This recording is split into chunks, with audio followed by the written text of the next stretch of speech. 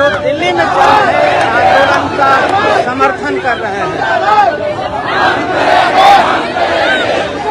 नहीं चलेगी, नहीं चलेगी, नहीं चलेगी, नहीं चलेगी, नहीं चलेगी, नहीं चलेगी, अरे नहीं चलेगी, नहीं चलेगी। इसमें कोई दो राय नहीं। जैसा कि आप देख रहे हैं, दिल्ली में जो छात्रों पर, प्रदर्शनकारियों पर निहत्थे बर्बर लाठीचार्ज हुआ, जिस तरह पेलेट गन से हमला हुआ, उससे पूरे देश में आंदोलन भड़क उठा है और ये लखनऊ में इस आंदोलन की एक वानगी है। मेरे साथ हैं सिद्धार्थ कलहन जी, यहाँ के सीनियर जर्नलिस्ट हैं। सिद्धार्थ जी, क्या कहेंगे प्रदर्शन पर?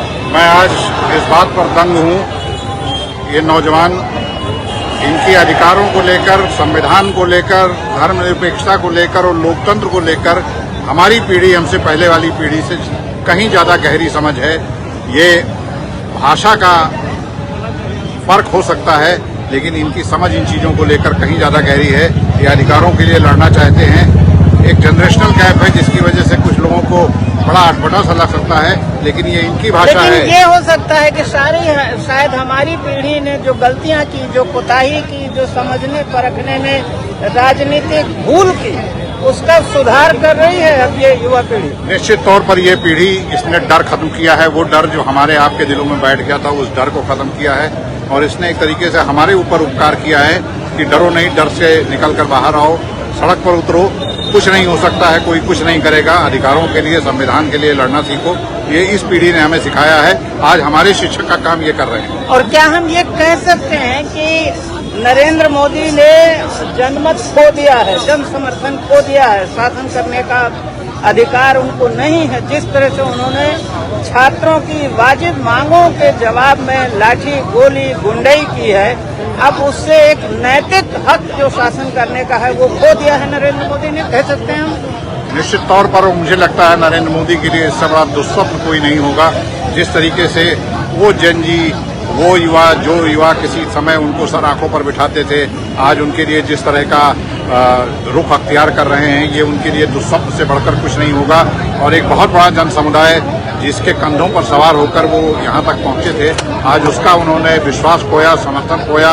आज उसके दिल में उनको लेकर मुझे जिस तरीके से एक गुस्सा दिखाई पड़ रहा है, एक क्षोभ दिखाई पड़ रहा है, ये क्षोभ मुझे लगता है उनके लिए बहुत भारी पड़ेगा, उनकी रातों की नींद उड़ाने के लिए काफी। और हम समझते हैं कि उत्तर प्रदेश में जहां हिंदू मुस्लिम सेंटिमेंट्स के जरिए बांट दिया गया था लोगों को, समाज को, एक बार फिर से वो हिंदू मुस्लिम की जो वैमनस्यता है, खाई है, दूरियां हैं, इस आंदोलन ने खत्म किया है और सबको अपने नागरिक अधिकारों के प्रति सचेत किया है कि हम सब नागरिक हैं इस देश के और हमारा सबका हक है इस देश पर।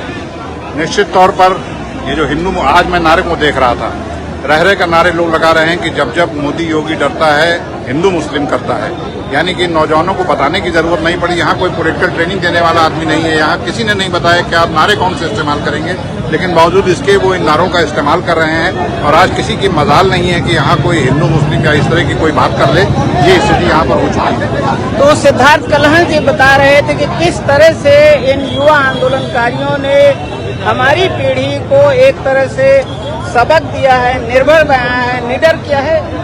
एक सवाल और है मेरे मन में, क्या लोगों के मन में एक धारणा ये भी बन गई है कि ईवीएम के चलते, SIR के चलते, इलेक्टोरल पॉलिटिक्स में मैनिपुलेशन के चलते, मनी पावर के चलते, डेमोक्रेटिक इलेक्शंस के जरिए अब सरकार बदलना बड़ा मुश्किल है, तो इसलिए भी लोग सड़कों पे आए हैं कि शायद इससे जो हमारे इंस्टीट्यूशंस कम्प्रोमाइज्ड हैं, इलेक्शन कमीशन है, सुप्रीम कोर्ट है, ब्यूरोक्रेसी, उनकी भी आंखें खुलें और वो अपने दायित्वों का निर्वाह करें, जिससे डेमोक्रेटिक ढंग से, जैसा कि हिंदुस्तान में परिवर्तन होता रहा है राजनीतिक, वो आगे अगर लोग चाहें तो हो सके। देखिए, जितने अनुसंधान और शोध के बाद राहुल गांधी इस बात को जनमानस में बिठा पाने में सफल नहीं हो पा रहे थे कि इस सरकार में कोई वोट चोरी हो रही है, वोट चोरी से सरकार बन रही है, वो आज यहाँ के नौजवानों के जुबान पर है। वो ये कह रहे हैं, वो ये मान रहे हैं कि हाँ, इस सरकार में पर्चा चोरी ही नहीं हो रहा है, वोट चोरी भी हो रही है। यानी कि पर्चा चोरी करके लोग डॉक्टर इंजीनियर नहीं बन रहे हैं, बल्कि वोट चोरी करके लोग मंत्री और विधायक सांसद बन रहे हैं। ये बात बैठ गई है और मुझे लगता है डर को खत्म करना लोकतांत्रिक संस्थाओं को मजबूत करेगा। आखिरकार वो मशीनरी जो इन कामों में लिप्त होती है, उस मशीनरी के दिमाग में जब डर बैठेगा तो शायद ये काम कर पाना उनके लिए आसान नहीं होगा।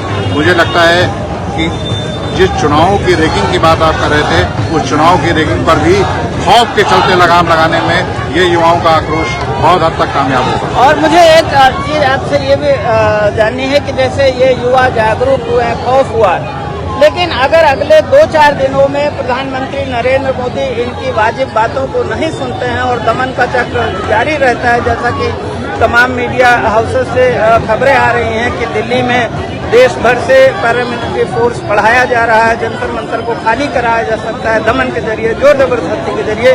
तो हम देख रहे हैं कि जैसे बिहार से तमाम लोग, हजारों लोग चल पड़े हैं दिल्ली के लिए, तो क्या ऐसा भी हो सकता है कि लाखों लोग दिल्ली के लिए कूच कर दें? ये भी संभव है। तो देखना ये होगा कि आने वाले कुछ दिनों में, 2-4-6 दिनों में सरकार इस हालात से कैसे निपटती है।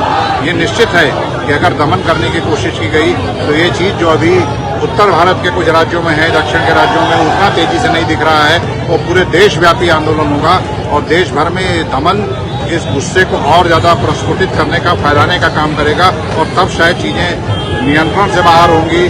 सरकार के लिए पूरा कार्यकाल पूरा कर पाना मुश्किल होने की सरकार के लिए कार्यकाल पूरा करना मुश्किल हो सकता है अगर प्रधानमंत्री नरेंद्र मोदी ने इस समय जनता की नब्ज को, जनभावनाओं को, परिस्थितियों को नहीं समझा और अगर उन्होंने उचित कदम नहीं उठाए। उचित कदम एक ही है कि जो पेपर लीक्स हुए हैं, जो छात्रों ने आत्महत्याएं की हैं, उनकी एडमिनिस्ट्रेटिव रिस्पांसिबिलिटी लेते हुए कम से कम धर्मेंद्र प्रधान को बर्खास्त किया जाए और सरकार उन पुलिस वालों को या गुंडों को दंडित करे जिन्होंने इस लोकतांत्रिक व्यवस्था में भी छात्रों पर दमन का काम किया है। बर्बरतापूर्वक महिलाओं, बच्चों, सबके ऊपर जिस तरह से हमने तस्वीरें देखी हैं पिछले कुछ दिनों में, वो निहायत विचलित करने वाली है और ये एक ताजुब है कि ये तस्वीरें अभी तक प्रधानमंत्री नरेंद्र मोदी को विचलित क्यों नहीं कर रही हैं, उनको निर्णय लेने के लिए क्यों नहीं प्रेरित कर रही हैं। लखनऊ से रामदत्त त्रिपाठी, थैंक यू।